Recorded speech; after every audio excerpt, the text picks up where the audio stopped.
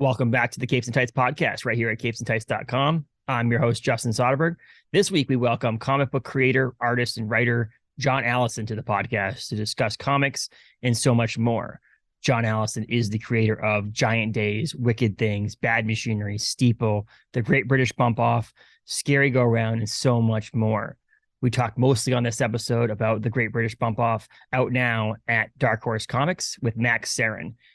This episode is mostly about that, but we talked a bunch of other things as well. So enjoy this episode with John Allison right here on capesandtights.com. Thanks, everyone.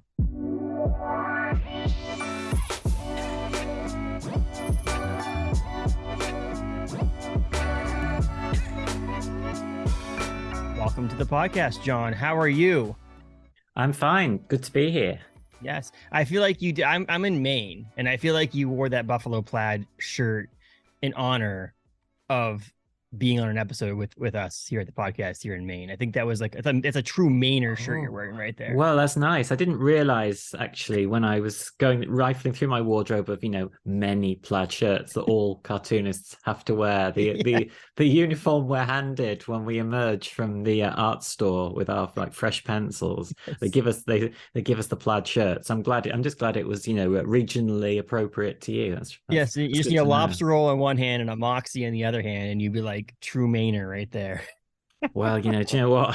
I know what I'm doing after this.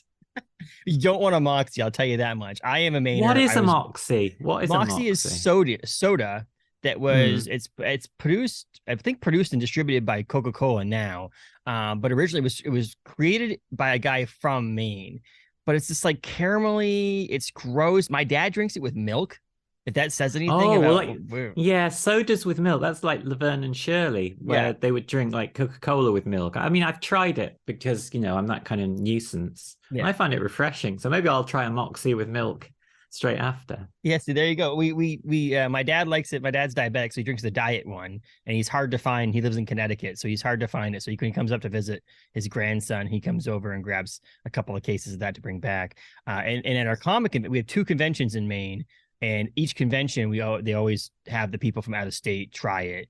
And about 50% of people are like, oh, that's pretty good. And about 50% of them want to like spit it out in a bucket. So it's a weird, if you can imagine, it was probably created originally. I think it was created originally as a medicine. So. Oh, sure. Yeah. Like most sodas were either, just what they could do with seltzer, like a Boston egg cream or whatever, or it was medicines sort of contain copious amounts of morphine and cocaine. Yes. In its original more potent formulation. But now it's the doctors are saying not to drink it at all. So there, see, times change. We've all had quite enough of experts. I'm gonna get a case. Yes, there you go. So this is the first time you've been on, so this is great. I like having a conversation with new comic creators, or not new, but new to us comic creators. And so because of that, I'd love to hear a little bit about your origin story and how you got into reading and collecting, and then how you got into creating comic books in the first place. Well, as I got into reading comics, really, I grew up in the era when Marvel UK still existed and kind of produced a mixture of homegrown material. Your Captain Britain, Alan Davis, Alan Moore run, and then kind of like the licensed books, your Transformers. Zoids was a big one, early Grant Morrison and things like that. And then, but also there would be US material in there, and you'd be able to find odd issues of US books on newsstands here. Not many. You wouldn't be able to buy runs. You'd have to go to like your LCS for that. When I was a kid, I didn't know those existed really. So I would just grab what I could, and I'd have like weird random issues of Marvel books, like it's like one issue of Iron Man where he'd be recovering as an alcoholic, he'd fight a giant dinosaur, he'd fall into a volcano, and I wouldn't know what happened after that. You were really kind of piecing together the Marvel universe from fragments. It was a bit like Memento. You'd be trying to assemble what little you knew from the artifacts you had about why Iron Man was a drunk. Maybe you'd only seen him in the Secret Wars, but now he was a drunk. Anyway, it was very complicated. We got bits and bobs from Marvel UK, and then anything else you could find to kind of construct the wider universe. And I'd see DC books as well. Mm-hmm. And then when I got to a teenager, I had a bit more money. I started like collecting US Marvels. And I kind of did that around the sort of like 87 to kind of 92, 93. And kind of like the end of the speculator boom, when again Marvel became a bit unreliable. I wasn't super into the image books, and I kind of drifted out of collecting at that point. And then got into alternative stuff, and then began cartooning myself, because alternative comics really lowered the bar to what I thought you could get away with as a cartoonist. Well, the funny thing about that, you say that now, is like it's so great, the different art styles and writing and genres and all the different things in comic books. You don't have to be the most precise and clean and crisp artist. Writers, the other side of that is, if you're a little sloppy of a writer, it's a little harder to follow. But artist wise, that's true. If you're a cartoonist, you can really do what you want in a book and be abstract, I think, and all that stuff.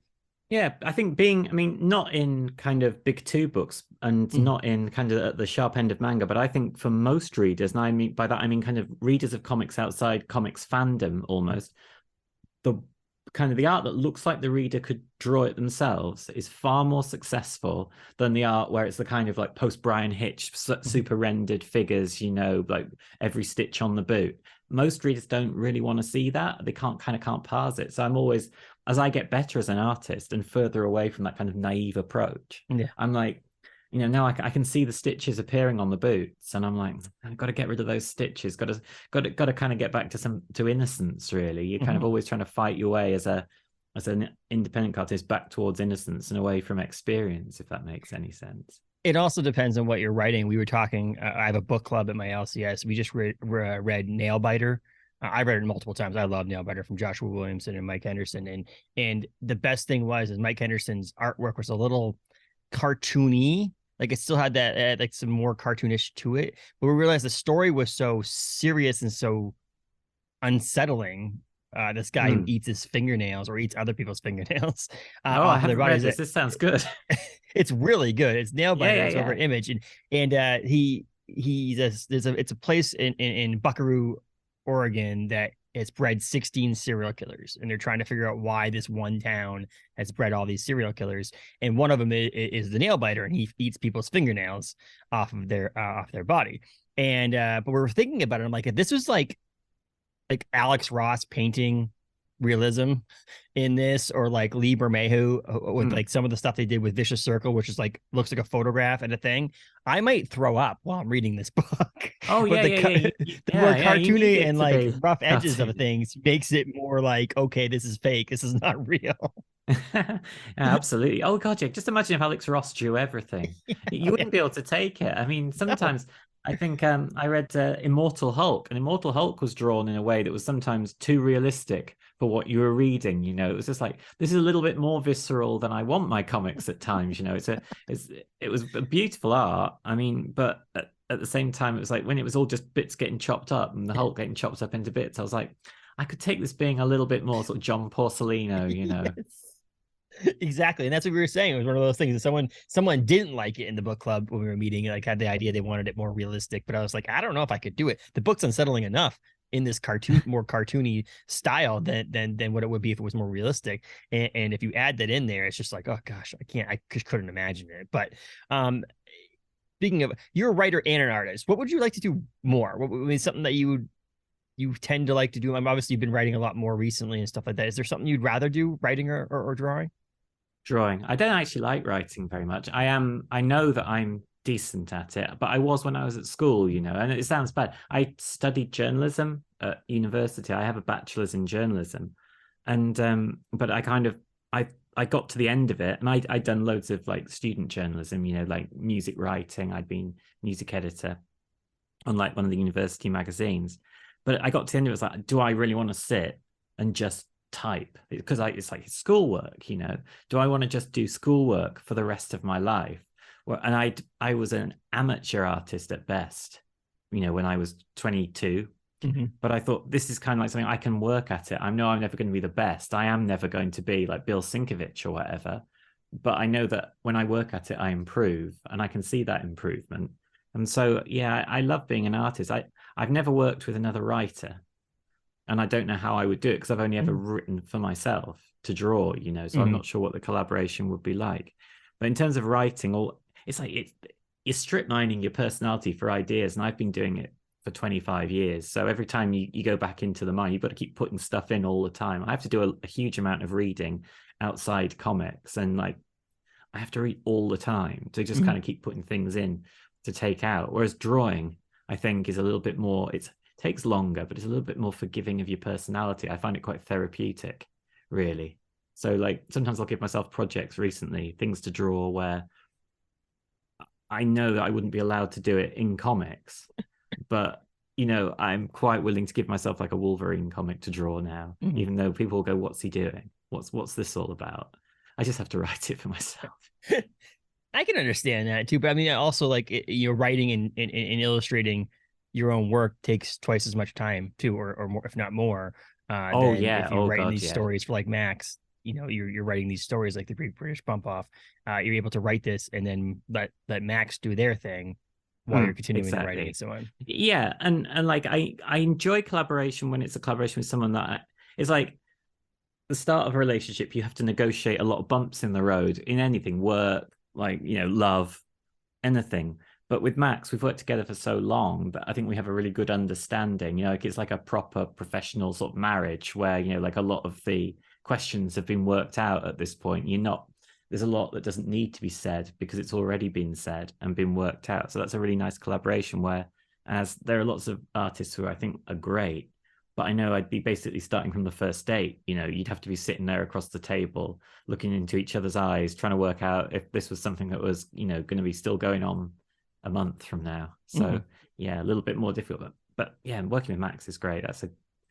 Right, drawing it, because I kind of draw like a crappy version of the comic for Max at this point, and then I say, just do what you want with this. You don't have to hold to any of my panel layouts, but if it saves you time, use them. And and so it's very satisfying for me to see what was once a terribly drawn, very scrappy comic turn into probably one of the best looking books on the stands. Yes. Well, I was just going to say that like the partnership with Max is perfect in the sense too, because Max knows how to draw your writing well as well. Like you got the partnership is great because your writing comes off even better because Max put their work into it too. Oh yeah, the only bad thing is if Max works on something where I've already drawn the characters for a book and then I have to go back to them, all of a sudden it's like, you know, going from HD back to SD, and it's like, yeah, you know, we can see how good this could have been. And you do tend to, right? I'm wrong. So, John Allison, I am fairly new to your work, which is sad. That's because I was a Marvel head for the longest time. And my pull box recently, over the past 2 or 3 years, has gone from like 75% Marvel books and 25% independent to like more like 90% independent and like 10% Marvel. And that's a number of things. I think it's just there's more genres and more things out there in the independent world, as well as, like, you know, not to put them down, the quality is becoming more and more better in the independent world than they are in the Marvel and the big two stuff. And I've never really been a DC fan, but you know, it is what it is. But with that, I'd stumbled upon new creators that maybe I should have known about for years and so on and so forth. And John, you're one of them, and that's a sad thing because I don't have enough time to go back and read your entire with also keeping up on all the new stuff, but I want to. And your characters show up in multiple different things, right? Bad Machinery, Giant Days, Wicked Things. A lot of these characters cross over and all these things. They do, although I'm very careful in writing things as separate units. Like it's like it should be an Easter egg for the reader at this point. If they go back and they can see that a character from this appeared in this, you know, because a lot of my work is now out of print because it was self-published stuff that was published, you know, in the mid 2000s. And I'm not going to print it again. So if people do cross over between things, it's the same way that you might cross over with, you know, I'm trying to think of a celebrity now and I can't. Sam Waterston from Law and Order. You know, if you went to the same restaurant as him, I like people to think of it. It's kind of the world. And, you know, you might bump into Sam a couple of times, you know, and, you know, maybe you're just a big fan of Law and Order and you try to spot him on the street. You've worked out where he lived. Anyway, that's kind of how it is. There's always the possibility of the characters bumping into one another, but I'm very, very careful to compartmentalize stories, arcs, separate titled series and things like that, so that nobody should ever feel intimidated by 25 years of one person's esoteric output. That's because that's ultimately what my career is. It is esoteric, but it's all joins together, because why shouldn't it really at this point? Why one thing feeds something else and it grows into something else, but that doesn't mean that the previous thing vanishes. Yeah. So it makes sense. I love it. I love the idea that, seeing, Shauna didn't show up as much as some of the other characters, but like seeing Shauna in Great British Bump Off, and you've read your previous work, it's like, oh, this is kind of cool. It is in the same universe, but it's not like, someone else from another one of your comic books is showing up on the Great British Bump Off. It's just this one person. Yeah, exactly. And also I think continuity is, to me, is something as a writer and a reader of comics since I was a child, is something I think about all the time. And I think continuity in life, when we meet somebody in life, we don't have to know their entire backstory the second we meet them. You just take them as you find them, and you learn as you go on, as the relationship grows. And I try to write in the same way, in that it should be organic, an organic way of meeting people. It's not like you've got to revise for a test, because sometimes in comics, I feel like we're expected to revise for a test. We have to know how many types of Kang there are, or something like that. It's like, I can't go back to Marvel comics because I don't understand them. I was an obsessive reader as a child, and I don't understand even like the storytelling techniques now of Marvel comics. Sort of baffle me a little bit. And so I'm always thinking, how do you make a comic approachable, still readable for somebody who likes modern comics, still readable for somebody who's never read comics, and try and make like a hybrid that works for everybody, which is it's a technical exercise, but it's the kind of thing that keeps me interested after decades of work. Yes. And we talked about that in our book club I mentioned earlier, was we tried to, for a little bit there, do like independent DC Marvel, like to rotate the list out of what we're going to read.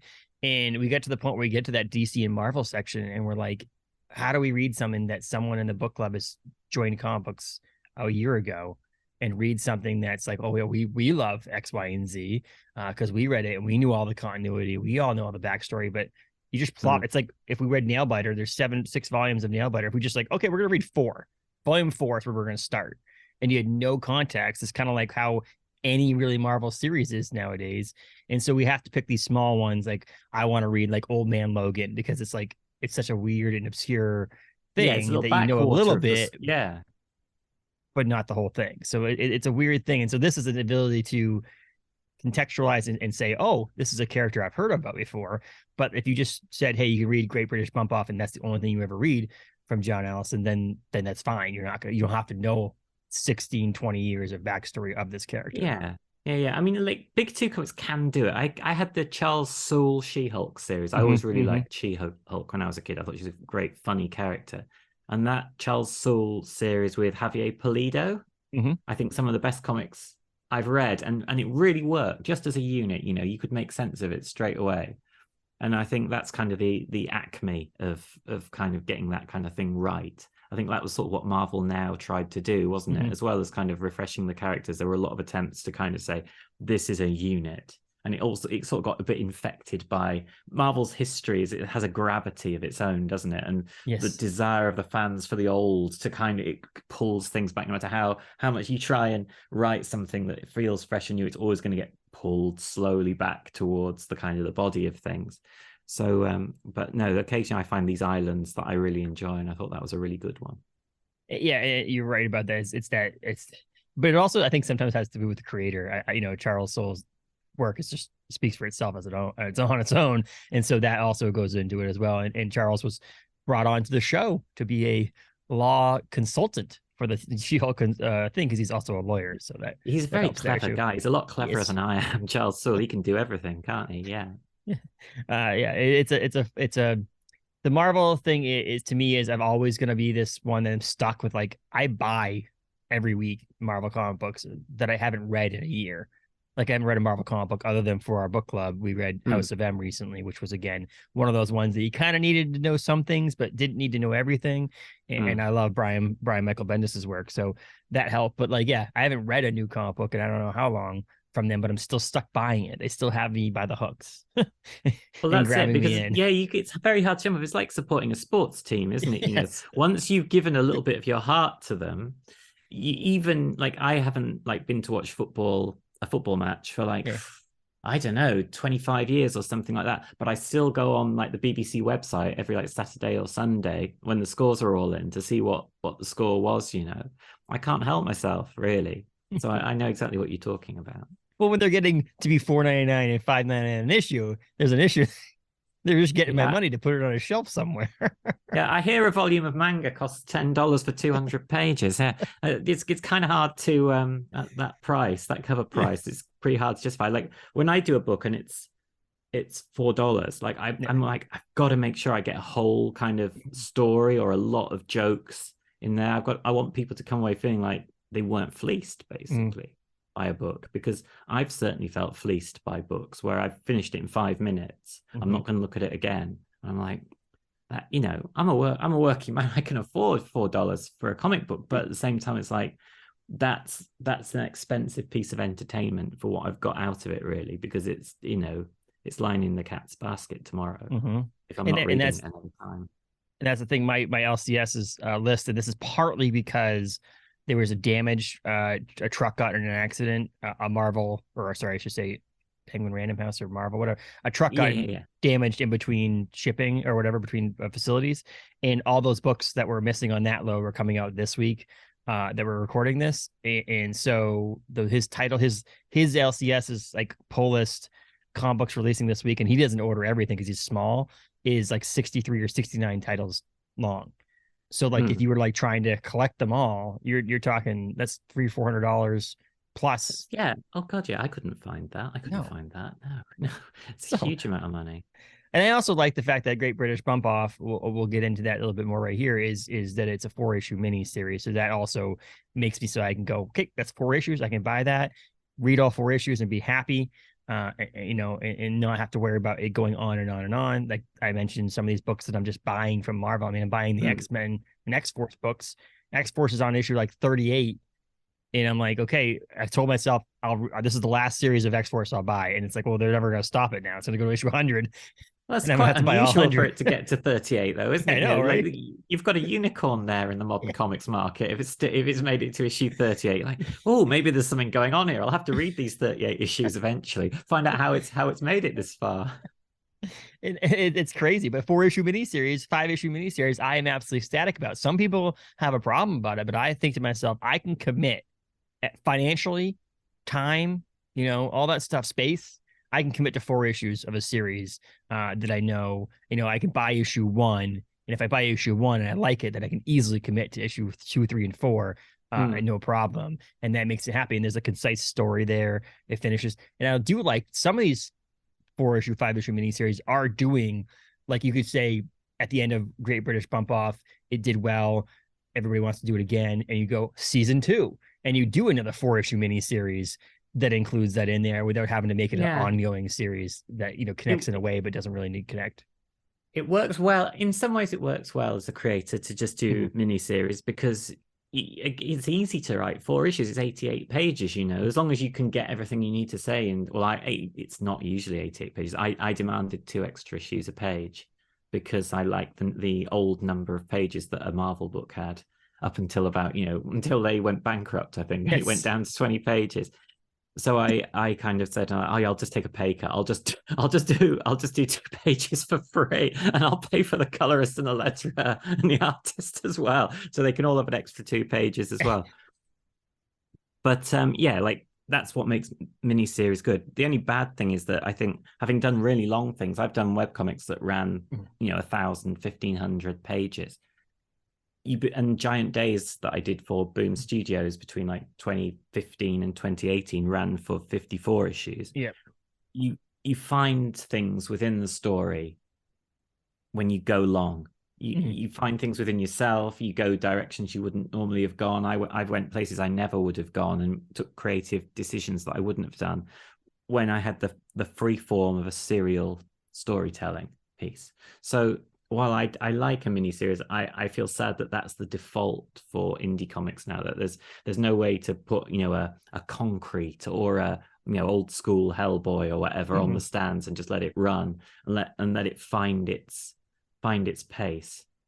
You know, I can still do it in webcomics, and great. I'm lucky that I have the audience that lets me do that. But I miss I miss the old indie books that ran and ran and ran. I mean, obviously Savage Dragon being perhaps the last holdout of that sort of thing, because Invincible isn't going anymore, is No, it? Invincible and Spawn's still around. So Spawn is at 342 issues. And then Savage Dragon, those are those old school image books that are still going that long.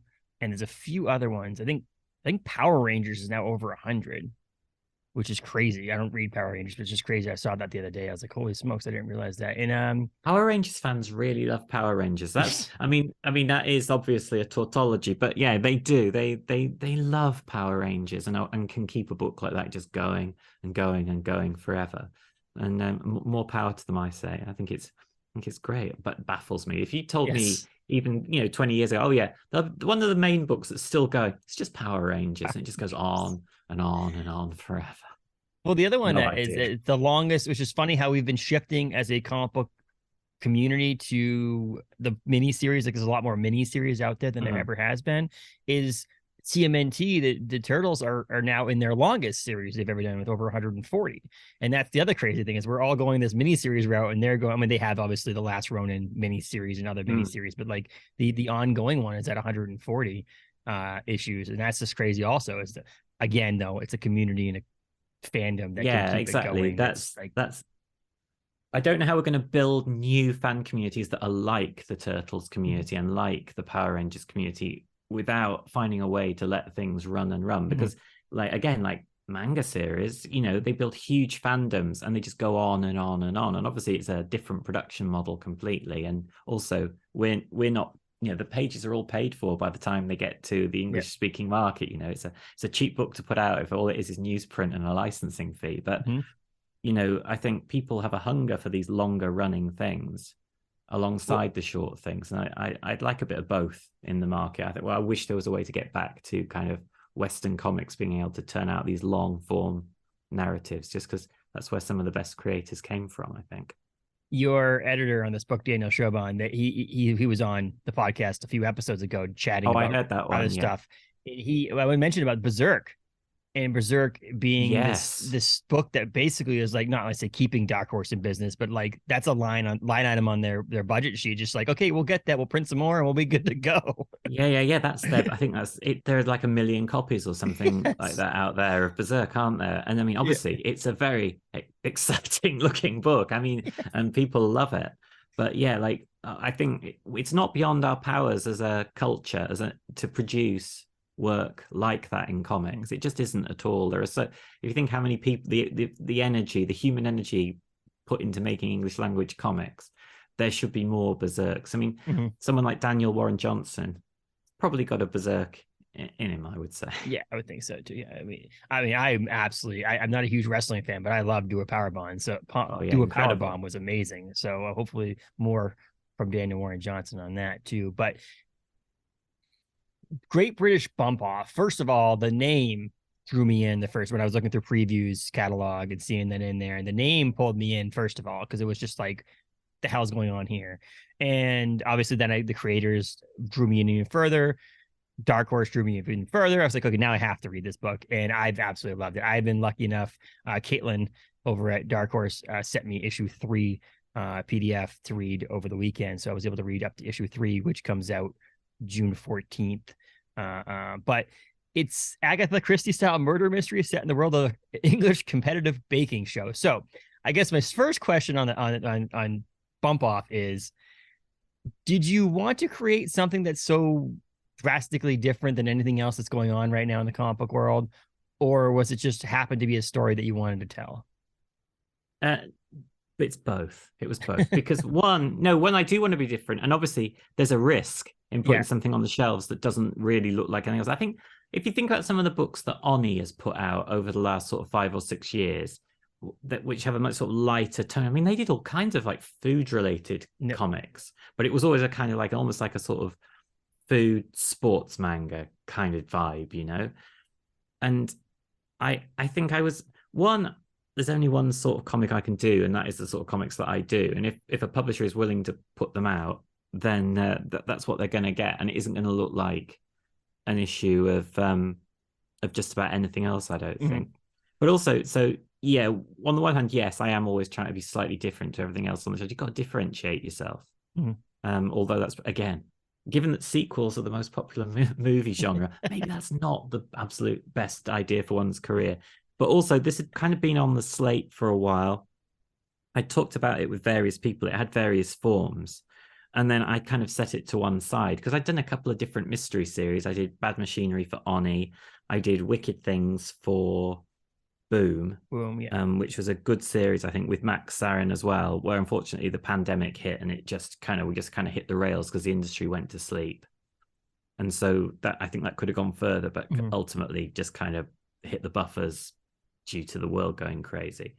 And originally the Great British Bump was kind of in the kind of Wicked Things story pile, which was huge. I had a lot of stories, but then, you know, I kept twiddling with it. It would go long, and it would get shorter. It would just be a couple of issues. Then it would be like 4 or 6.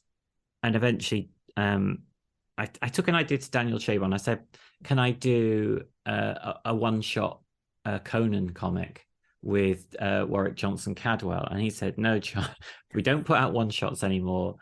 Conan is probably still in copyright in America, even though he isn't in copyright in England anymore. So we couldn't call it Conan.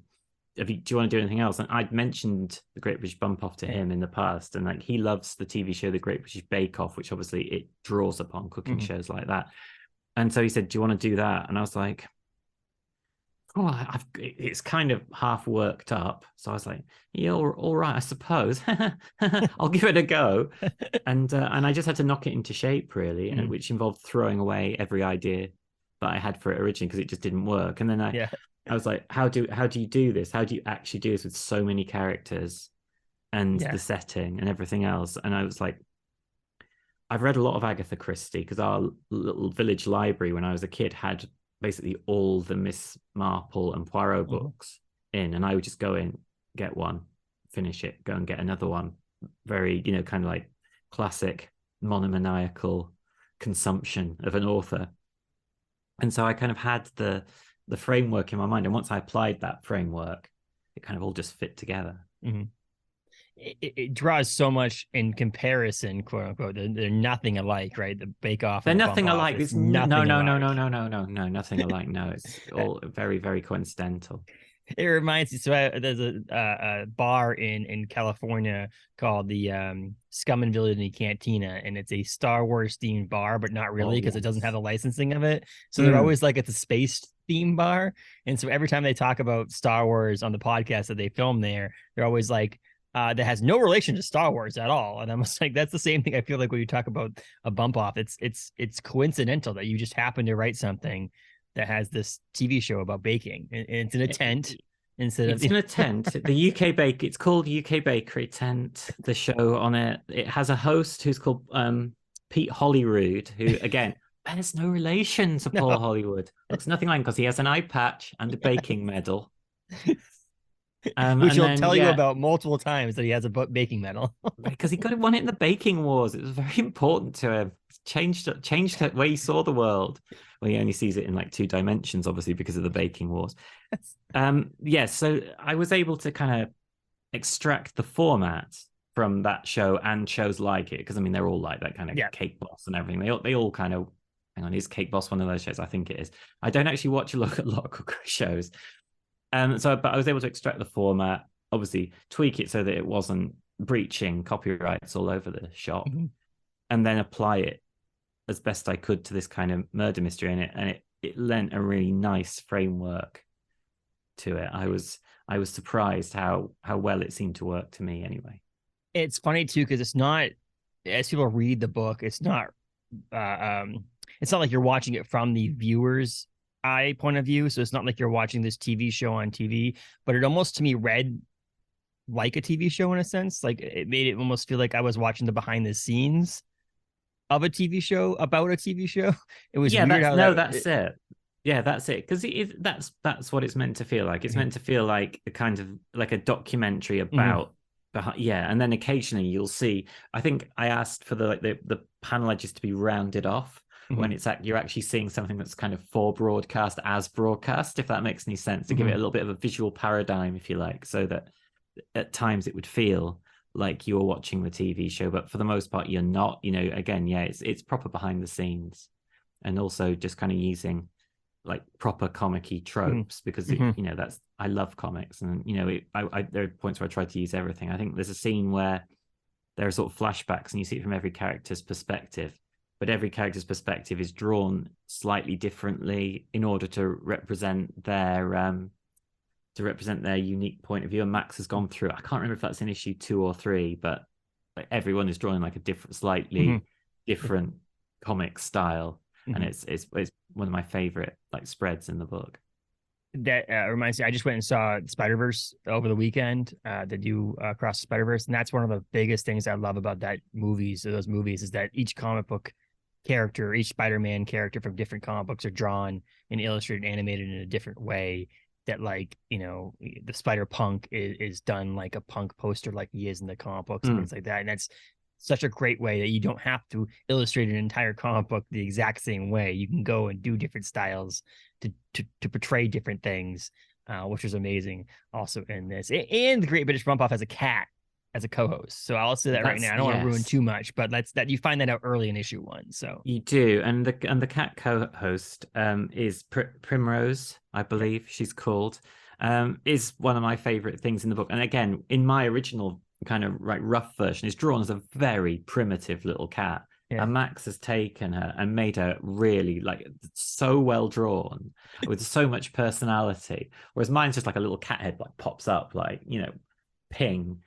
And no, it's a thing of beauty. Yeah, that's one of the great pleasures of working with Max, because Max will get stuff out of things that way you wouldn't expect it. It's the pleasure of really, really good cartooning in that kind of European style. Yeah. And Primrose almost talks like Groot in a sense, where it just says meow, but the co-host understands what the cat is saying.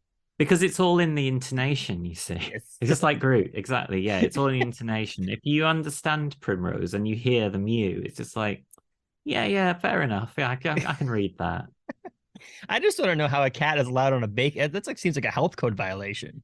Yeah, I think that too. But like these days, like I don't like it when they have dogs in restaurants. I don't think dogs should be in restaurants. I think dogs they can have their own restaurants. That's fine. An area of the restaurant, perhaps, but when you're just at the table and you feel like the dog of the next table's like hit your leg, its tail hits your leg, and you're like, this isn't a dining experience, really. This isn't strictly sanitary, is it? No. And I feel like, a cat. But at the same time, we're always told cats are very clean. They're always cleaning themselves, aren't they? So as long as Primrose doesn't drag like half a near dead pigeon into the tent, I think it's probably fine.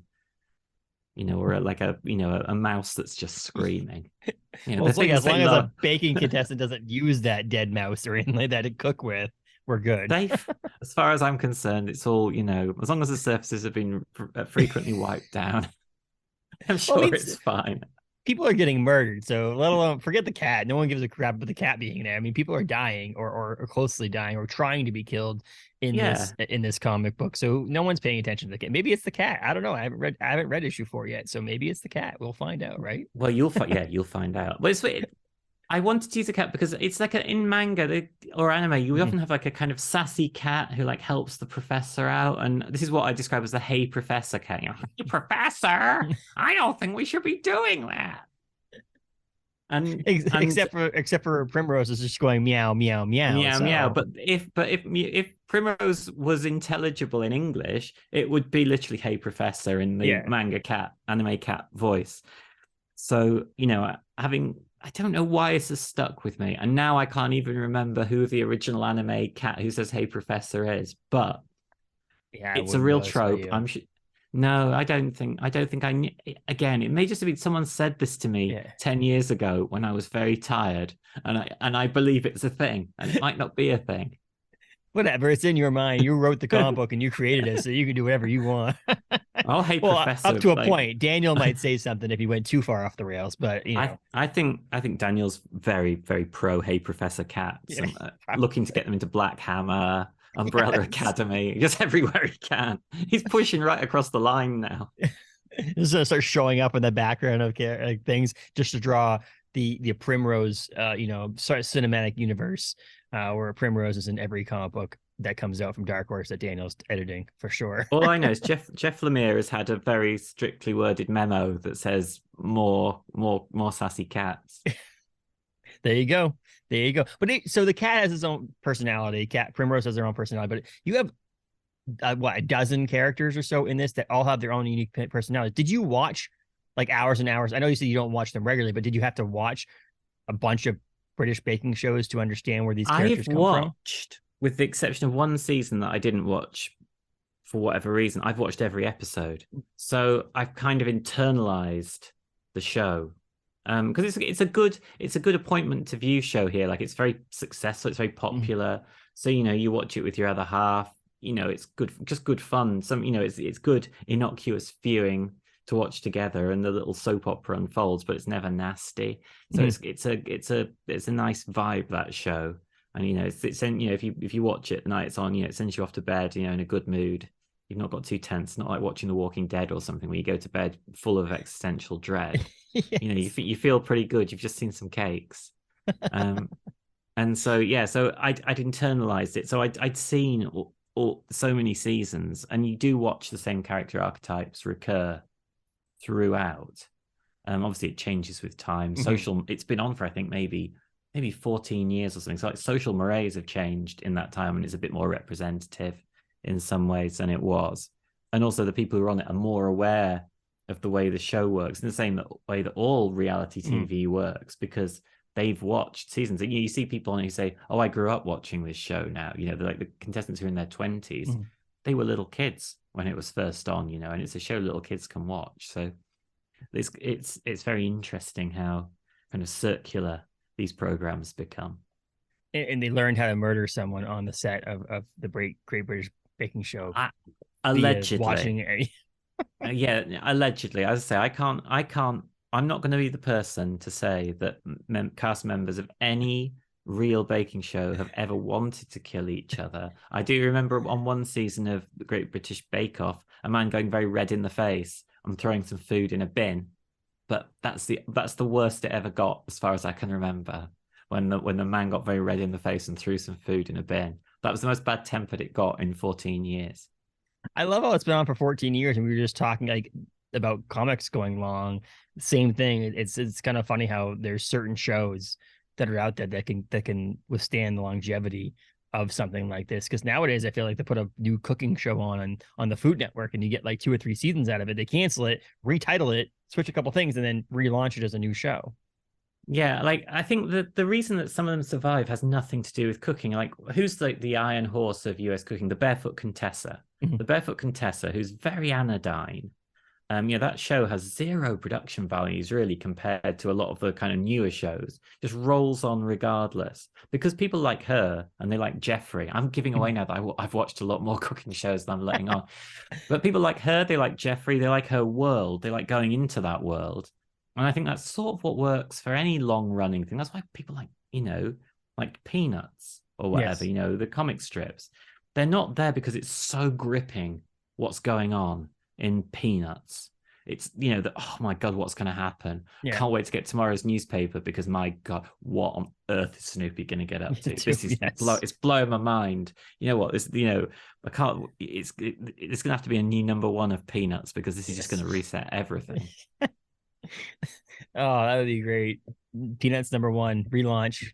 The new Ultimate Peanuts is what it's They're changing everything. Frank Quitely's doing it. Frank Quitely's doing Peanuts now. It's going to be huge.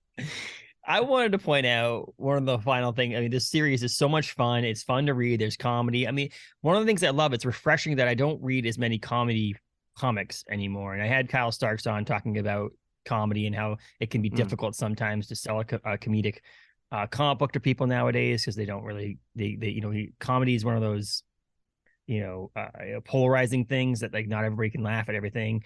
Is that I feel like this is approachable comedy. I feel like it's approachable to the point where like I read my comic books in bed. My wife goes to sleep a little bit before I do, so I have my iPad and I'm going through the PDF of this that Caitlin sent me, and I laugh and she's like, what the hell? I'm like, oh, sorry. Like I laugh out loud legitimately. There's probably some jokes that I went by and was like, oh wait, that was a joke and I didn't laugh. I mean, it's all possible. But the biggest thing I wanted to find out of this whole comic book is how you got that Shauna is a grindcore vocalist. Well, again, this is the benefit of going long on projects, because you have to fill hundreds of pages. So Okay. Shauna was a character in a series I did called Bad Machinery, and literally when she started in that series, she was 11 years old. So I had to develop interests for like there were 10 books in that series that Oni put out, and they were all 130, 140 pages long. So I had to kind of think about what her interests were, and because she was kind of she framed herself as an outsider. She got into modernist architecture. She just really got into modernist architecture. Again, I'm picking these things with a pen. And then it was like at some point she fell out with her friends. So she joined a grindcore band and just did some shouting in someone's garage, with a couple of lads who were like rocking out. And it was like, turned out she could do a really good goblin voice, So, and then that's in the character. That's there. That's safe. And you can pull that out anytime you want. I just think you might be the only comic book that I've read ever that has a grindcore vocalist in it. I like subgenres. As I say, I worked briefly as a music journalist, and I've been listening closely to music since about the same time as I was collecting Marvel books. So I love subgenres, weird subgenres, and like the way punk breaks down into so many genres that are constantly redefined as well. And grindcore was one that always used to amuse me. Just the goblin voice, the screaming, because it must hurt. Yeah. It's gotta hurt. It's gotta hurt. And coming from this tiny little woman too is pretty funny as well. Yeah, I'm trying to think if there was a specific. I remember at one point looking for all-female black metal bands, just like Googling that to see like, do they exist? And obviously like they do, especially in like Scandinavia. Mm-hmm. And they were quite terrifying sounding, but also, there's a lot to enjoy about people really going for it, I think. Mm-hmm. Well, I feel like they're in the same category as like some of these female mixed martial arts fighters, where I'm like, you see them walking on the street and you're just like, oh, look at that. That's a nice little lady over there. And then all of a sudden I know you're like, oh, they're going to kick someone's ass in a ring. And after the fight, they're all bloodied up. And I'm like, wow, we went for it there. I think watching somebody who's into doing anything, I'd say I'm not a big one for the world of fighting. I don't know anything about the world of mixed martial arts, except for the fact that I know it exists and what goes on. But I would never endorse, say, a friend of mine going into the ring and allowing themselves to be beaten bloody in the pursuit of a trophy and glory. But at the same time, if they want to do that and they really want to do it and they're really into it, just go for it. Why not? It's a short life. It's a very short life. Also, that people will think that they're crazy, and I'm thinking to myself, my buddy, I say to him every time he does something, I'm like, you're the one that opened a comic book store. That seems like a very smart life decision. Exactly. Most decisions, when scrutinized under a jeweler's eyepiece, do not make any sense at all. I'm like, someone's like, you sell periodicals for a living. He's like, yes, I do. That's right. They're ever more popular periodical. Yeah, the ever more popular periodical. The funny thing is, he opened it 3 or 4 years ago, and it was like the biggest boom we've had in years in comic books at that time. So he's like, I'm just pretty well. I'm like, yeah, you obviously haven't gone through the struggles of it yet, but like, I'm not trying to put him down. He does very well. He sells toys and all that stuff too. But I always just laugh. I'm thinking to myself, like, people make fun of you because you're a nerd opening a comic book store, and I'm the nerd over here making fun of you because I'm like, who the hell wants to lose money at a comic book store? I don't know. I just theater's still going, isn't it? It's weird. Like, you know what, theater's still going, and if you would still go to the theater, then surely comic books are going to keep going. Exactly. There's something in there, isn't there? There's a little bit of magic in these older arts that you can't extinguish. Like, new arts will emerge and will always slightly marginalize the old ones, but there's some magic in comic books that I can't put my finger on that makes me want to keep making them, and I think it'll make people want to keep reading them. And I think it's also the genres of comic books there are now. Like I mentioned earlier, I mentioned to my day job, I was like, yeah, I'm going to my book club. And they're like, oh, book club, what'd you read? And I'm like, well, it's a comic book club. It's a graphic novel club, trade paperback club. And I'm like, oh, okay. They didn't want to hear anything about it. But if I said I was reading a Stephen King book or, George R.R. Martin book or something like that, they would have been fine with it. But because I'm reading, The Great British Bump Off or whatever, they're like, okay, you're a kid over here reading these comic books. I'm like, no, there's so much more. I mean, I just explained earlier about Nailbiter being this serial killer comic book, and someone's like, wait, what? This a comic book about serial killers? Yes, it's not all superheroes, it's not all spandex. There's so much out there. There's comedy, there's horror, there's superheroes, and so much more, that there's more for people out there to get hooked on comics, that may lead to other things too. So, and things like what you're doing with these books like Great British Bump Off. You're absolutely right. I say it's a rich field. It's a rich field, and we just have to keep reminding people that it's rich, and that they only ever see the tip of the iceberg, because I think there's always more stuff to find. I have one last thing I want to talk about, and that is on your website, Scary Go Round.